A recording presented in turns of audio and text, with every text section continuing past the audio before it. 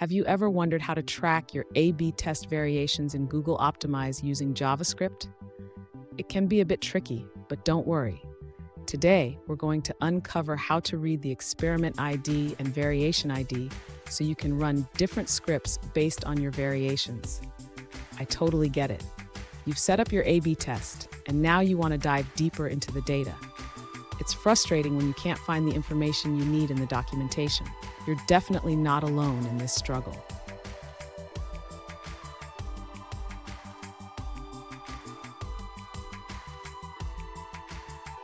Here's the specific question we're addressing today. One user asked, is it possible to read the ExperimentId and VariationId in JavaScript with Google Optimize? They want to run different JavaScript based on the variation they are testing. Sound familiar? Let's explore this together. So what's the deal with ExperimentId and VariationId? These identifiers help you track which version of your test a user is seeing. Understanding how to access these values in JavaScript can enhance your testing capabilities significantly. And stick around. I have a handy tip at the end that will make your A/B testing even more effective. You won't want to miss it. To begin, the user needs to access the Google Optimize API to retrieve the ExperimentId and VariationId.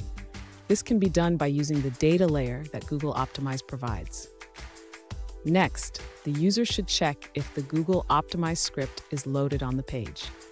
This is crucial because the data layer will only be available after the script has been executed. Now, the user can access the ExperimentId and VariationId using JavaScript. They can do this by checking the window object for the relevant properties. Finally, the user can implement conditional logic based on the VariationId. This allows them to run different JavaScript code depending on which variation is active. Fun fact, did you know that A/B testing can increase conversion rates by up to 300%? It's a powerful tool when used correctly. Now let's look at the answers provided by other users. One alternative approach to read ExperimentId and VariationId in JavaScript with Google Optimize involves three methods. First, if you have Google Analytics set up, you can access experiment data through the Chrome console using your GA property ID. Second, you can read the GAXP cookie, which contains your ExperimentId and variant number. Lastly, in Optimize 360, you can push experiment details to the data layer from each variant, allowing you to access this information later. That's all for that response. Let's see what someone else had to say. One alternative approach to read the ExperimentId and VariationId in JavaScript is to access the Google Analytics data.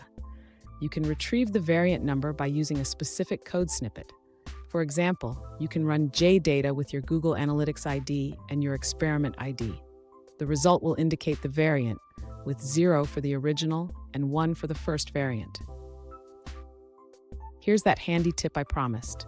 Always test your JavaScript code in a safe environment before deploying it live.